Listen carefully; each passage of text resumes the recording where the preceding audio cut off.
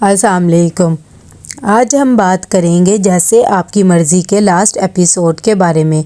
तो वीडियो शुरू करने से पहले हमारे चैनल को सब्सक्राइब कर लीजिए अगर अभी तक आपने नहीं किया, ताकि हमारी हर न्यू वीडियो आप तक पहुंच सके। यहाँ पर शहरी जैसे ही अपने बाबा के पास आता है, आकर उन्हें उठाता है और जब उठाने की कोशिश करता है तो एकदम हमदानी गिर पड़ता है और वो इस दुनिया से जा चुका होता है। दूसरी तरफ ये बात का जब अलीज़े को पता लगता है तो वो भी बहुत ज़्यादा रोती है। यहाँ पर जब उसका कफन दफन हो जाता है तो नताशा शहरी के पास आती है और आकर उसे समझाती है और कहती है कि अब हम दोनों को ही एक दूसरे का सहारा बनना है। यहाँ पर अलीज़े का भी बेटा हो जाता है, उसकी अम्मी उसके पास आती है और साथ ही कहती है कि अब तुम ही इसकी माँ हो और तुम ही बाप हो, तुम्हें ही ये सब कुछ देखना है।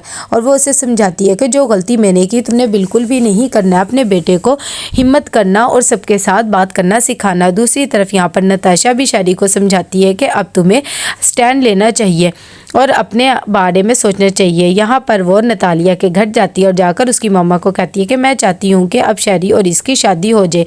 ये बात सुनकर नतालिया भी खामोश होती क्योंकि कहीं ना कहीं वो भी ये चाहती है, लेकिन उसकी अम्मी को ये बात पता लगती है तो वो बहुत ज़्यादा गुस्से करती है और कहती है कि तुम्हारा भाई साइको है, मैं तो कभी भी अपनी बेटी की शादी नहीं करूँगी और यहाँ से चली जाओ। दूसरी तरफ शहरी बहुत ज़्यादा दुखी होता है, वो अलीज़े के पास जाता है अपने बेटे से मिलने और कहता है कि तुम ये हक मेरे से नहीं छीन सकती, वो मेरा बेटा, मैं उससे मिलना चाहता हूँ। तभी अलीज़े कहती है कि तुम्हारा बेटा और ना ही मैं तुम्हें रोक रही हूँ उससे मिलने के लिए, लेकिन अभी हरगिज़ नहीं, जब तुम्हें उसकी माँ की इज्जत करनी आ जाएगी तब मिलने आ जाना, उससे पहले तुम्हें बिल्कुल भी नहीं मिलने दूंगी और अब हमारा लॉयर ही तुमसे बात करेगा। यहाँ पर जब शहरी घर आता है तो वो नताशा पे बहुत ज़्यादा बोलता है और उसे कहता है कि तुमने मेरी सारी इज्जत ख़राब करके रख दी, तुम्हें किसने कहा था मेरा रिश्ता लेकर जाओ।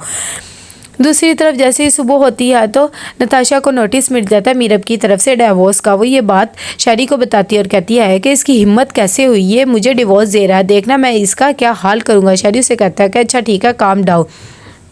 यहाँ पर जैसे ही नताशा ऑफिस जाती है तो उसे पता लग जाता है, वो जाते ही बहुत ज़्यादा बातें सुनाती है शाजिया को और उसे कहती है कि तुम बहुत घटिया लड़की हो। शाजिया कहती है कि अभी आप ऐसी बातें ना करें। इतनी देर में मीरब भी आ जाता है और उसके बारे में एक लफ्ज़ भी नहीं सुनता और कहता है कि तुम जैसी लड़की के साथ तो कोई रह ही नहीं सकता और वैसे भी मैं तुम्हें छोड़ चुका हूँ। ये सब बातें सुनकर नताशा एकदम हक्की बक्की रह जाती है और कहती है कि इसके लिए तुम मुझे छोड़े, तो कहता है कि हाँ, इसे मेरी ख्याल है। यहाँ पर मीरब शादी कर लेता है शाजिया के साथ और बहुत ज़्यादा खुश होता है। दूसरी तरफ शहरी को नोटिस एक और मिल जाता है अलीज़े की तरफ से कि ये घर भी अब उसका है और ये घर तुम्हें खाली कर देना चाहिए। ये बात जब नताशा को पता लगती है तो कहती है कि बाबा ऐसे कैसे कर सकते, ये हमारा घर था। लेकिन शहरी उसे समझाता और कहता है कि इस घर पर मेरे बेटा का हक है।